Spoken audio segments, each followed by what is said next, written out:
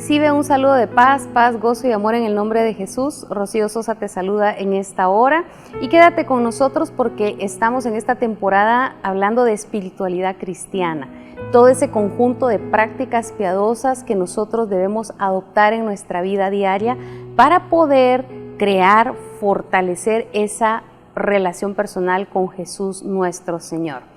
El día de hoy quiero invitarte a que te quedes con nosotros. Cuando hablamos de prácticas de espiritualidad cristiana, pues estamos hablando de esas costumbres, de esas oraciones que nosotros podemos adoptar en nuestra vida para poder orar y dirigirnos a Dios. Hay dos grupos: las prácticas piadosas de espiritualidad cristiana obligatorias o, por decirlo de otra manera, no negociables, y tenemos también las prácticas piadosas personales, que estas son más libres de escoger. Pero en este momento estamos profundizando en las que son no negociables, las que debemos adoptar en nuestra vida espiritual como católicos sí o sí. No se pueden cambiar, no se pueden sustituir, no pueden ser suplidas por alguna otra práctica. Estas prácticas son no negociables. ¿Y cuáles son? Empezamos por la oración, por la lectura de la palabra de Dios, por vivir una vida sacramental. Obviamente no podemos dejar de lado también que nosotros nos adhiramos a una parroquia. Pero dentro de los sacramentos hay dos de ellos que nos acompañan durante toda nuestra vida hasta que muramos. Hablamos en el programa anterior acerca de los 7 sacramentos, porque tenemos que llevar una vida sacramental, y hablamos de los 3 grupos: los sacramentos de iniciación cristiana, el bautizo, la confirmación y la primera comunión. Hablamos de los sacramentos de curación, donde está la confesión y la unción de los enfermos, y también del último grupo, los sacramentos que sirven y que son un servicio a la comunidad: el orden sacerdotal y el matrimonio. Según Santo Tomás de Aquino, pues estos se adaptan a nuestra misión de vida, a nuestras etapas. Pero cuando hablamos de espiritualidad cristiana y que tienes que tener una vida sacramental, definitivamente, si ya estás bautizado, pues la confesión y la comunión son indispensables. No puedes suplir el sacramento de la confesión ni la comunión por una novena, por ejemplo. No puedes suplirla por una costumbre piadosa que tienes de peregrinar, por ejemplo, a algún templo. No. La vida sacramental es no negociable. Y el día de hoy vamos a profundizar en el sacramento de los sacramentos, la Sagrada Eucaristía. No te puede faltar la comunión en tu vida espiritual. Y quiero compartir esta frase preciosa que me encantó y dice de la siguiente manera: ahora quiero mostrarte el uso de un arma excelente, que es el Santísimo Sacramento de la Eucaristía. Este augusto sacramento, así como excede en la dignidad y en la virtud a todos los demás sacramentos, así de todas las armas espirituales es la más terrible para los demonios. Y esto lo decía el padre teatino Lorenzo Scupoli, que murió en 1610. Y él habla del combate espiritual. Él es muy conocido por ese gran libro, Texto del Combate Espiritual, que escribió. Y él, sin vacilar, nos afirma que la Eucaristía no solamente es un viático para el camino. Los viáticos pues son ya sea dinero o esa lonchera, la comida que te llevas para el camino, para subsistir durante el día, por eso se le llama viático a la Eucaristía, sino que también nos habla que es un arma espiritual, la más poderosa dentro del combate espiritual que enfrenta un cristiano, que enfrenta un católico. La Santa Eucaristía es el arma, dice, más terrible para los demonios. Y es por eso tanto odio que vemos hacia la Santa Eucaristía.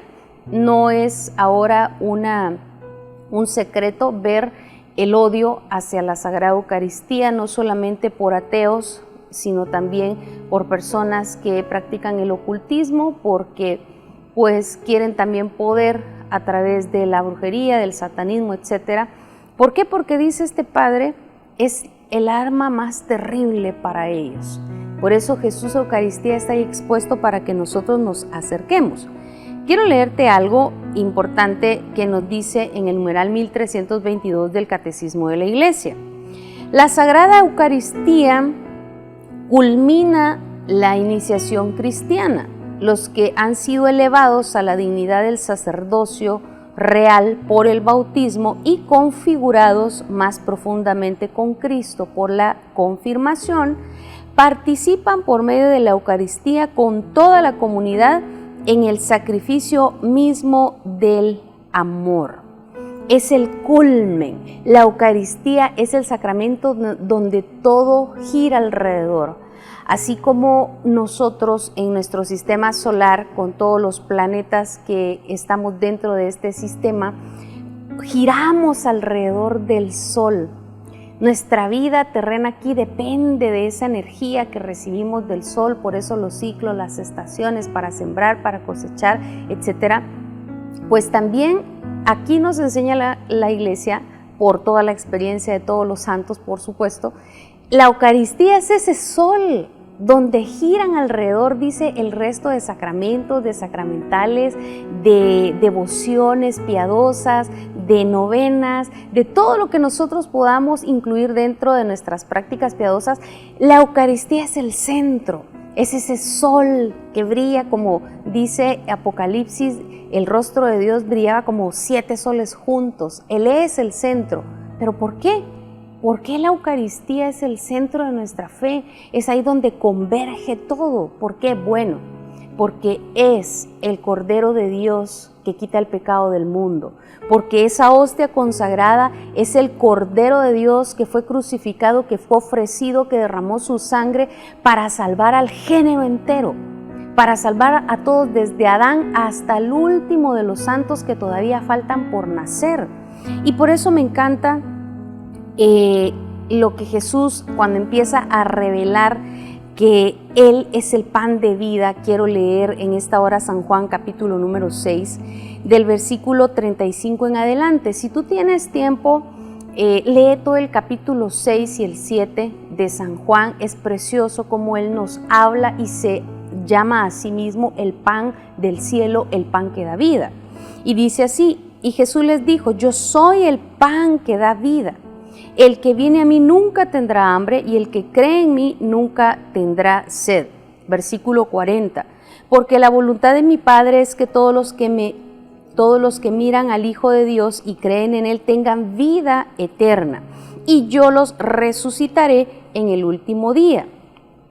Más adelante en el versículo 53, porque es una conversación con sus discípulos, les dice, les aseguro que si ustedes no comen la carne del Hijo del Hombre y beben su sangre, no tendrán vida. El que come mi carne y bebe mi sangre tiene vida eterna y yo lo resucitaré en el último día, porque mi carne es verdadera comida y mi sangre es verdadera bebida.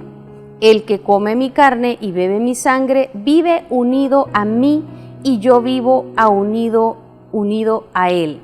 Quiero detenerme aquí. Jesús mismo lo dijo, no lo dijo la iglesia, no lo dijo un papa, no lo dijo un sacerdote, no lo dijo un santo, lo dijo Jesús.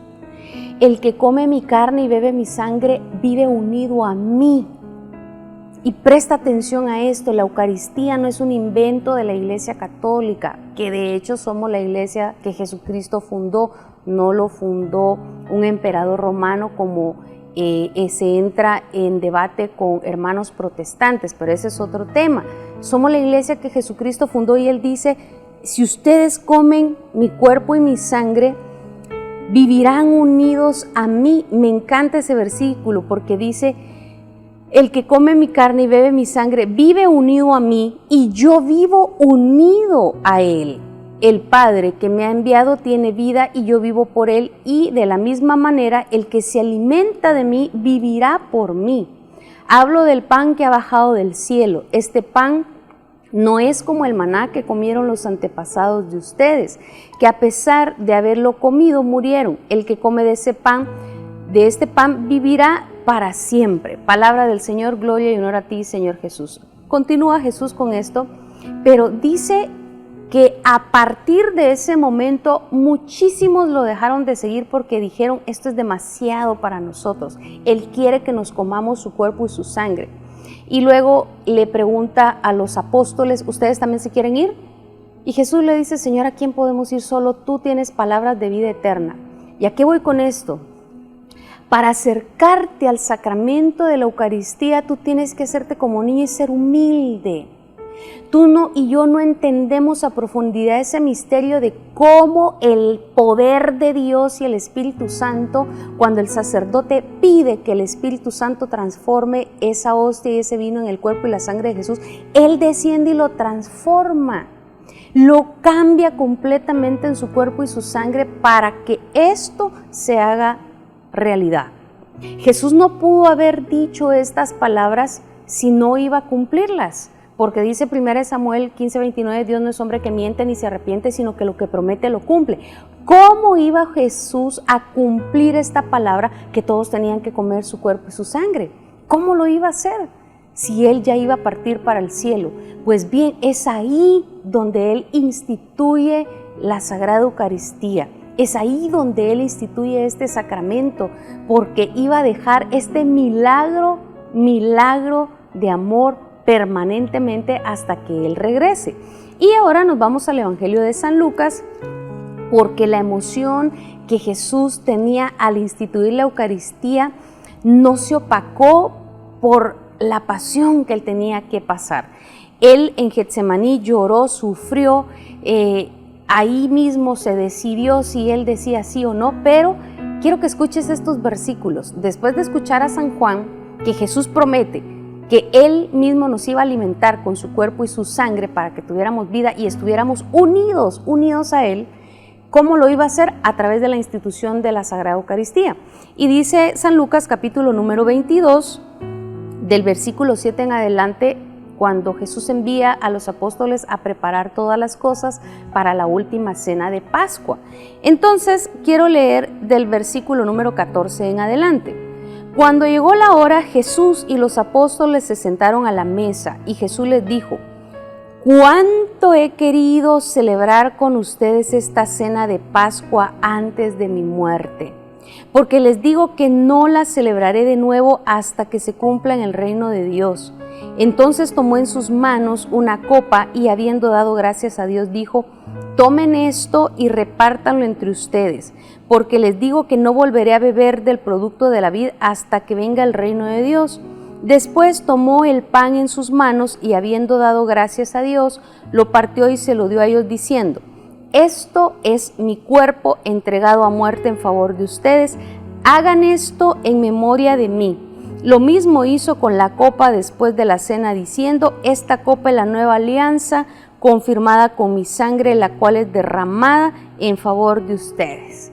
Palabra del Señor, gloria y honor a ti, Señor Jesús. Hermanos, Jesús instituyó la Sagrada Eucaristía para que se repitiera continuamente este milagro. Sé que Jesús sana, libera endemoniados, Él sana a los enfermos de alma, de cuerpo, de espíritu, y hay unos milagros impresionantes. Yo misma he sido testiga de su poder que supera la mente humana. Pero hermano, el milagro más grandioso que Jesús nos dejó y que se repite todos los días y se va a repetir hasta que Él regrese, es transformar el pan y el vino en su cuerpo y su sangre. Alabado sea el Señor, bendito sea su nombre. Ese es el milagro que nos dejó permanente Jesús para cumplir su promesa. Yo por mi parte estaré con ustedes todos los días hasta el fin del mundo. ¿Y Jesús cumplió? Jesús ha cumplido su palabra a través del milagro de la Eucaristía, de transformar esa hostia y ese vino en su cuerpo y su sangre preciosa. Pero para abrazar este milagro hay que ser humildes. Hay que dejar nuestro conocimiento y decirle, Señor, yo creo, pero aumenta mi fe. yo no comprendo toda la realidad espiritual en la que vivo, pero yo creo que tú estás ahí, que es real tu cuerpo y tu sangre. Porque hermano, cuando el sacerdote viene y hace esa oración, esa epíclesis y clama y pide que el Espíritu Santo transforme ese cuerpo y esa hostia y ese vino en el cuerpo y la sangre de Cristo, hermano, si nosotros pudiéramos ver, ahí quizás sea una explosión de luz, porque se hace posible que el mismo cuerpo y la sangre de Cristo ahora esté nuevamente ahí para ti y para mí. Esto es hermoso. Y estamos desperdiciando este sacramento que se nos ofrece gratuitamente para que nosotros podamos alimentarnos. Y hoy el Señor te está hablando: acércate al sacramento del altar, acércate a comulgar. Si tú estás en una situación irregular, pues arréglala para poder comulgar. Si tú no te has confesado, pues ve a confesarte. Mira que este sacramento, vamos a hablar en el próximo programa de este sacramento de liberación, de sanación y de todo. Acércate a la confesión para poder recibir el cuerpo y la sangre de Cristo, y dice, para que Jesús venga a estar unido a ti. El ser humano por nuestra naturaleza busca conectar el corazón con otra persona para ser amados y recibir amor y dar amor. Eso es algo natural en todo ser humano, esa necesidad de conexión, esa necesidad de conectar, de unirnos con otras personas. Pues déjame decirte, Jesús te está esperando para conectar su corazón con el tuyo. Esto es el gran milagro. Hay una cinta como dibujos animados que ese es el nombre que lleva, el gran milagro. Lo que sucede en cada misa, en cada Eucaristía que se lleva a cabo. No tengo palabras suficientes para poder definir, describir el milagro que Dios nos ha dejado, el gran regalo que Jesús nos dejó en la Sagrada Eucaristía. Pero partiendo de allí, nosotros tenemos que entender que la Eucaristía es el corazón de Jesús. La palabra del Señor nos habla en el libro del Éxodo, en el capítulo número 12, del versículo número 1 en adelante. Aarón recibe por decirle así, las instrucciones de cómo él debe de preparar al cordero que van a ofrecer en sacrificio a Dios y que van a recolectar su sangre, y esa sangre la iban a untar en el marco de la puerta para que cuando pasara el ángel de la muerte, pues ese ángel de la muerte no entrara en las casas de los hebreos. Y allí empieza todo el rito litúrgico de la Sagrada Eucaristía. Si nosotros habláramos de la liturgia eucarística, que es preciosa, podríamos estar aquí en un gran retiro de varios días para profundizar, pero solamente quiero darte la cita bíblica de donde está parte de todo este sacrificio. Nos dice así en Éxodo capítulo 12, del versículo 1 en adelante, la Pascua judía.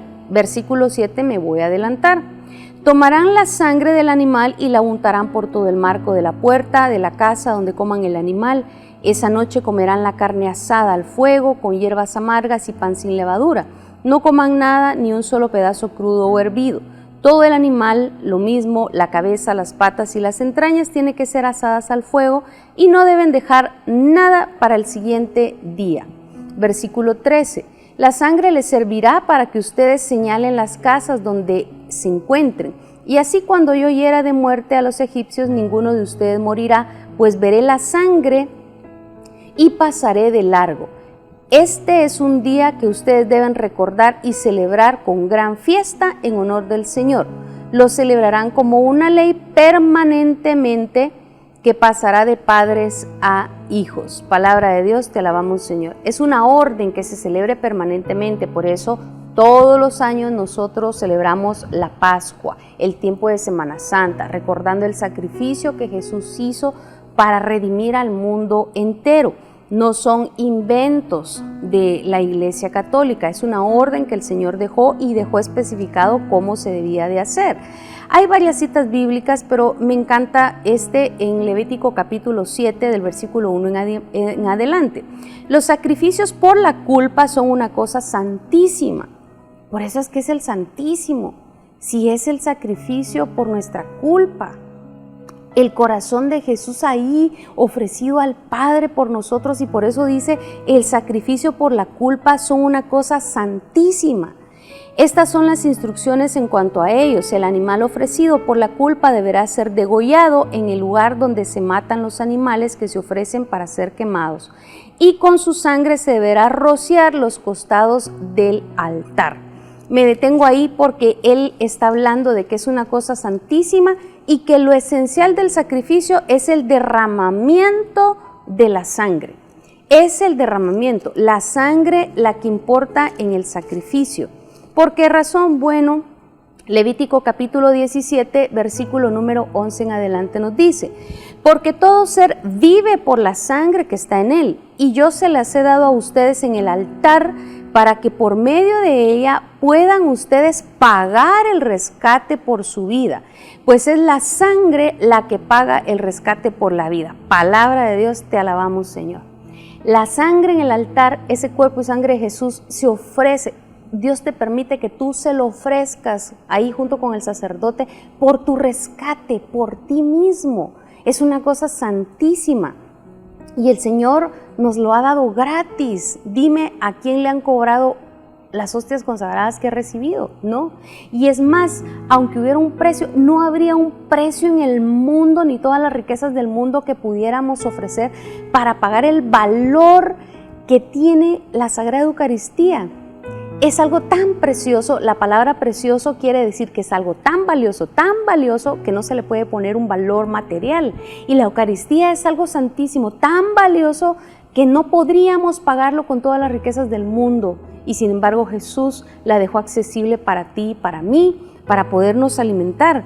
La Eucaristía es el corazón mismo de Jesús. Trataré de compartir esta enseñanza porque tengo poco tiempo, pero como lo decíamos, Jesús se quedó en pan. Jesús se pudo haber quedado en una joya, se pudo haber quedado, qué sé yo, en un diamante, pero Él se quedó en pan para ser accesible a todos. Cualquier persona en el mundo, no importa si hable chino, ruso o cualquier idioma, si tú le ofreces un pan, entiende que es algo para comer, para alimentarse. Y Jesús se quedó en un pan, para que todos entendieran que Él vino para sustentar tu vida, para sustentarte. Ahora bien, ¿por qué la Eucaristía es lo más maravilloso que nosotros podemos recibir? Porque es el corazón mismo de Jesús, es el corazón mismo. Yo acá voy a tratar de transmitir esta parte. Ya hablamos que en Éxodo 12 tú puedes leer todo, también en Levítico 17 que te acabo de dar, todo lo que se tenía que hacer para ofrecer el sacrificio, todo lo que está en la Eucaristía, todos los actos litúrgicos, no son simples invenciones, están basadas aquí en las Sagradas Escrituras, todo, hasta los óleos que se usan para los sacramentos, todo, las luces, todo está basado aquí en las Sagradas Escrituras, particularmente en el Pentateuco, que es donde Moisés recibió todas esas instrucciones para el pueblo de Dios y que lo adoráramos perfectamente. Es por eso que la misa es el culto perfecto a Dios. Yo me puedo inventar una reunión, me puedo inventar o decir, bueno, ¿por qué no hacemos una oración así, asá, ponemos esto, ponemos lo otro? Sí, tú lo puedes hacer para adorar a mi Señor. Pero hermano, la Santa Eucaristía, la Santa Misa es el culto perfecto a Dios que nosotros le podemos ofrecer a Él, perfecto porque está basado en todo lo que Él requirió y pidió en las Sagradas Escrituras. Por eso la misa no es que hay que cambiémosle la liturgia, cambiémosle la forma de hacer esto, cambiémosle las alabanzas, no, es que no es para agradarte a ti, es un culto agradable y perfecto a nuestro Señor. Está basado aquí en las Sagradas Escrituras.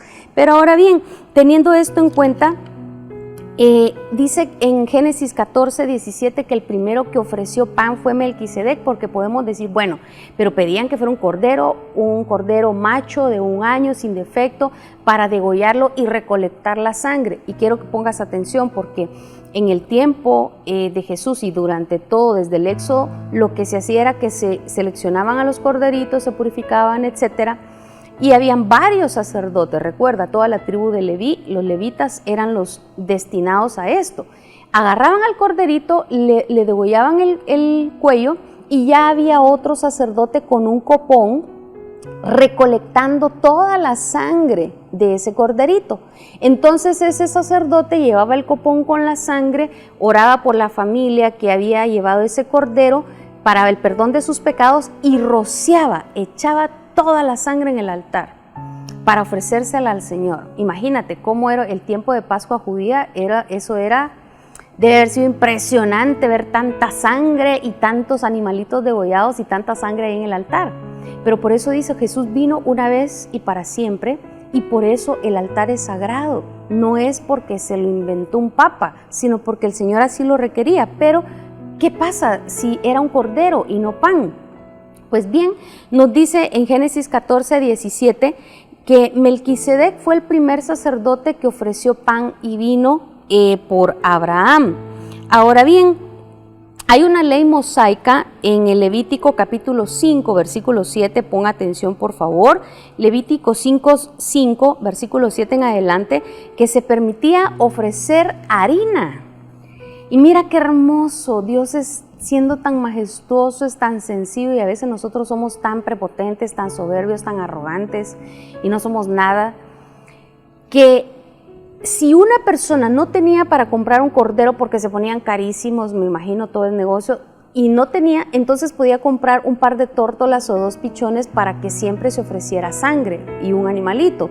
Pero si la persona era tan pobre que no podía ni siquiera comprar 2 tórtolas o 2 pichones, entonces podía llevar harina de la mejor calidad para ofrecerla al Señor. Hermanos, Jesús se quedó en la ofrenda de los pobres, en la ofrenda de los más sencillos, en pan.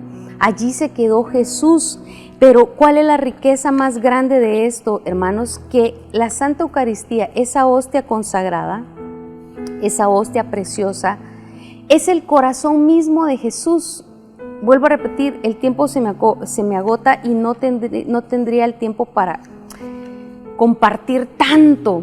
Pero déjame decirte, todos los milagros eucarísticos que ya han sido certificados, investigados por científicos, esas hostias que se han convertido en carne y que tienen sangre, me encanta el expediente y el testimonio del científico Ricardo Castañón, y lo tomo a él como referencia porque hay otros milagros, pero lo tomo a él como referencia porque él ha venido aquí a El Salvador, ha sido impactante su testimonio de cómo él se convirtió al catolicismo cuando fue llamado para investigar ese milagro eucarístico, y al final dice que lo llevó también a un científico cardiólogo y todas las descripciones que le dio sin saber de dónde venía esa muestra. Le dijo, ok, sí es carne humana, pero no es de cualquier parte humana, es tejido de corazón y es del centro del corazón porque abarca los 2 músculos, es de una persona masculina de entre 30 y 35 años de edad, la edad de Cristo, su sangre sabe positivo, pero tengo una curiosidad, le digo, esta persona parece que sufrió muchísimo antes de morir porque encontró cortisol y otras hormonas que se producen del sufrimiento, pero lo que a este científico cardiólogo le impactaba era decir la siguiente parte que me impactó, y le dijo, mire doctor, pero yo tengo una consulta. ¿Cómo hizo usted o la persona que consiguió esta muestra para quitarle un pedazo al corazón estando viva la persona? Esto le tocó el corazón y me toca a mí también el corazón, porque cada hostia es el corazón vivo de Jesús. Es el corazón mismo. Muchos te pueden decir que te aman, aquí está mi corazón, yo te entrego mi corazón, pero solo Jesús lo hace de verdad. Él te está alimentando con su corazón vivo, con su propio corazón vivo y la atiende. Él viene a ser morada para ti, y por eso hoy te invito a que no dejes la Eucaristía, que te acerques, que recibas el corazón vivo de Jesús en cada hostia consagrada. La liturgia es preciosa y solo te lo quiero compartir ya al final como información. Está su liturgia compuesta por 4 partes. Los ritos iniciales, luego la liturgia de la palabra, luego la liturgia eucarística, que es el centro de la Eucaristía, y luego el rito de conclusión. Yo sé que la palabra la tenemos que escuchar y es necesaria, pero el rito de la comunión, el rito de la consagración, el rito del sacrificio, préstale mucha atención, pon atención, sumérgete en ese momento tan importante que otra vez Jesús se ofrece al Padre, pero también viene hasta ti en cada hostia consagrada. Y sé que la iglesia ha permitido que uno reciba la comunión en las manos, pero quiero decirte, nuestras manos no son dignas de tocar el cuerpo y la sangre de Jesús. Las manos que han sido consagradas para tocarlas son las del sacerdote. No tengas miedo que te vas a contagiar. Hay tantas cosas que Satanás ha hecho para ofender a la Sagrada Eucaristía, y la Madre Teresa de Calcuta, también el Santo Padre Pío decía que estas prácticas iban a hacer que se hicieran o que se agregaran en la iglesia para ofender al Santísimo Sacramento del altar. En otras palabras, para no darle el valor que tiene el corazón de Jesús en esta hostia, en esa hostia consagrada. Las manitas consagradas son las de los sacerdotes. Procura estar en gracia para recibir al corazón de los corazones, al amor de los amores. Y ahí donde estás, cierra tus ojos si te es posible y dile: Señor, yo creo, pero aumenta mi fe.